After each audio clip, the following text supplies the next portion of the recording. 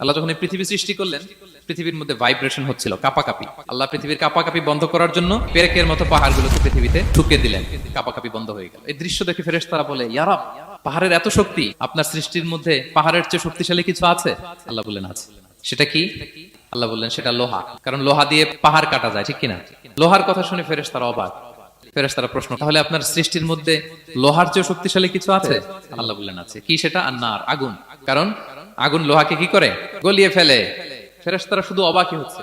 ফেরেশতারা বলে, আগুনের চেয়ে শক্তিশালী কিছু আছে? আল্লাহ বলে আছে, আলমা, পানি। কারণ আগুনে দাউ দাউ করে জ্বলে ওঠা আগুনের মধ্যে পানি দিলে আগুন অস্তিত্ব হারায়। ফেরেশতারা শুধু অবাকই হচ্ছে। তারা বলে, তাহলে পানির চেয়ে শক্তিশালী কিছু আছে? আল্লাহ বলেন আছে, আর রিহ, বাতাস।